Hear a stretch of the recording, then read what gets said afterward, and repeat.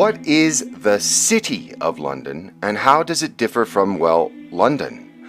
Why are there two Londons, and why does the city work beyond the authority of Parliament? And how does the medieval corporation that is the City of London undermine attempts to curb the excesses of global finance? And how has it remained the spider at the center of a great secretive financial offshore web that it has spun across the globe? And why is it that nobody seems to know about this?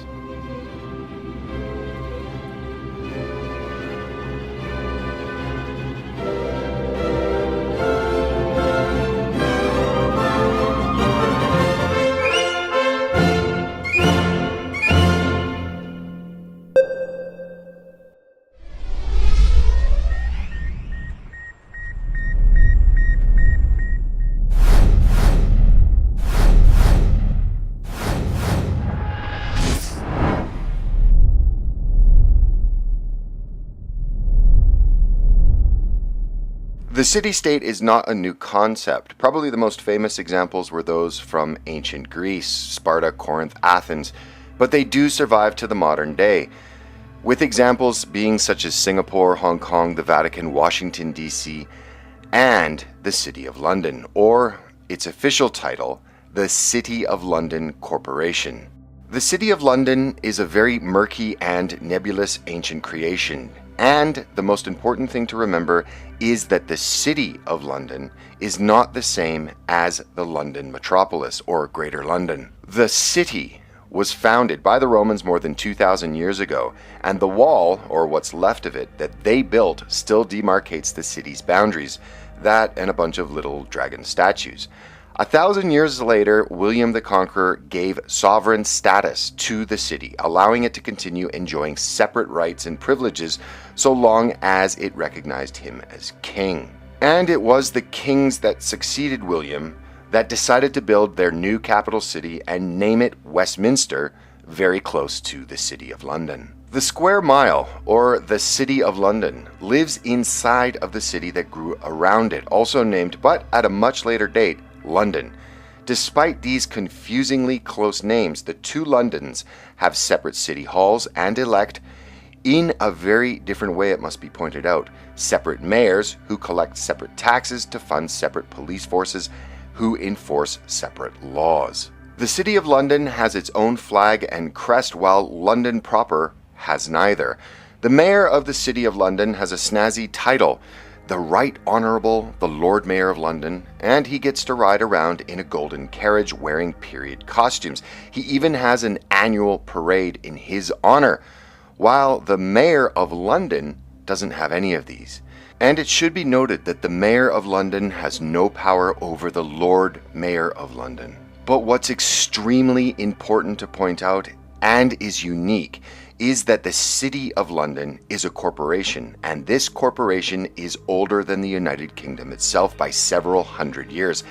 And the city has a representative in the Parliament who is known as the Remembrancer, who is present to protect the city's interests. The square mile is more similar to the countries that make up the UK than just some oddly located city, and even the ruling British monarch, currently Queen Elizabeth herself, doesn't simply just enter the City of London on a whim, but instead asks for permission from the Lord Mayor at a ceremony. The city is an ancient, semi-autonomous corporate entity lodged inside the nation-state of Britain, but probably the most important aspect of the corporation of the City of London is that the laws passed by the British Parliament in many instances do not apply to the square mile.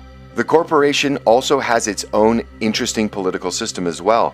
The square mile is broken up into 25 electoral wards. In 4 of them, the approximately 9,500 people who live within its boundaries are permitted to vote. In the remaining 21, the votes are controlled by the businesses, mostly banks and other financial companies, that are based there. The bigger the organization, the bigger the vote. Thus, domestic and international corporations are the main voters for the corporation that is the City of London. And the Corporation of the City of London has many other unique functions and features. It owns and operates lands and buildings far outside its borders, making it extremely wealthy.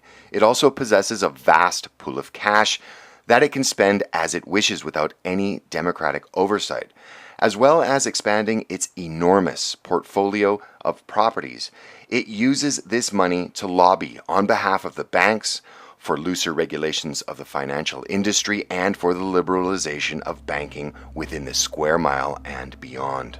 The city is among the most concentrated financial centers on earth. In the square mile, you'll find the Bank of England, all British banks, the branch offices of hundreds of foreign banks, dozens of American banks, and along with banks, you'll find Lloyd's, the London Stock Exchange, Fleet Street's newspaper and publishing monopolies, and for those that like conspiracies, the city houses the Metropolitan Grand Freemasonry Lodge.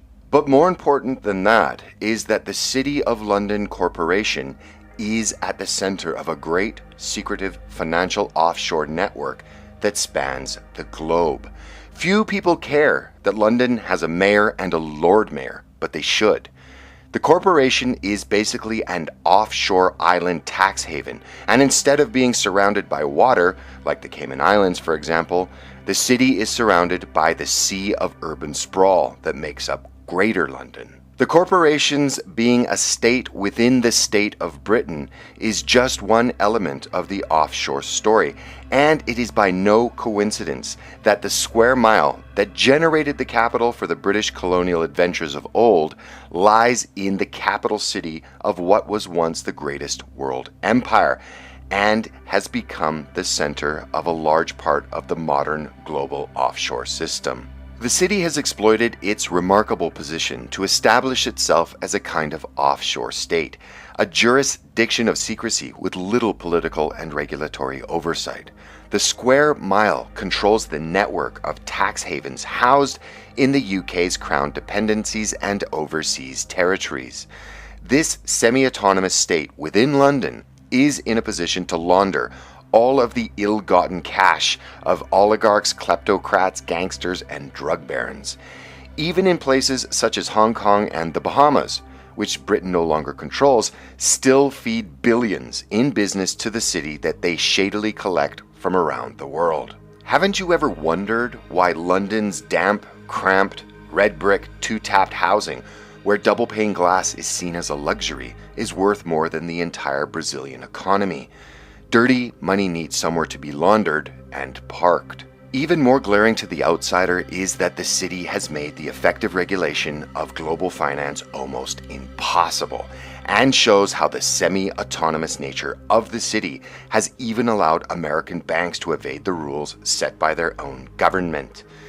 The city also, and most importantly, is at the center of a system that deprives the UK, as well as many other nations, including the United States, of their rightful tax receipts from mega corporations, individuals, such as former Prime Minister David Cameron, incidentally, or any other group using their offshore networks to engage in tax avoidance. The square mile is a hub of a global network of tax havens sucking up offshore trillions from around the world and sending it, or the business of handling it, to the city. And this is the real reason for the city's power and wealth, even if the vast majority of people, especially in the UK, are completely unaware and have no understanding of it. Can you imagine if people were made aware of the privileges the square mile has accrued for itself over the centuries? Let's just do a little mental exercise here. Imagine a part of Liverpool, Manchester, or Birmingham, it doesn't really matter, but let's say one of them said that a square mile of our city is now a corporation, and it will remain outside the authority of Parliament. It will be democratic, but foreign and domestic businesses, mostly banks, will be permitted to vote as though they were people, and their votes will vastly outnumber those of the actual people who live in our city. Also, our elected officials will be chosen from only a select group of people already entrenched in the system, and a good chunk of the money that is generated by the corporation, that is our autonomous city, will go to lobbying Parliament on the behalf of domestic and foreign banking interests, and we will work feverishly to fight against any regulatory oversight of the global banking system, and we are going to become monstrously wealthy by skimming profits off of laundered money and tax evaders worldwide. What do you think the rest of the country would say? Over the past several decades, bankers, hedge funds, traders have all dramatically and continually claimed that they would leave the city if they were taxed or regulated, which in turn has seen the political class hand more privileges to the square mile. And as the city's fortunes have waxed and waned across the centuries, they could be in for a rough patch in the near future in terms of Brexit and its effect on the city. As representatives of other financial centers across the continent, Amsterdam, Paris, and Frankfurt to name just a few, are currently flooding into London and trying to convince many of the banks of the benefits of their cities post-Brexit. And that is a video that will be made with the help of a friend of mine who is an investment banker and has a lot of experience working and living in the city. Till then, if you liked this video, please give it a thumbs up, and if you like this material, please consider supporting this channel via Patreon. Also find Black Pigeon on the usual social media and check out the website blackpigeonspeaks.com for more interesting information like this.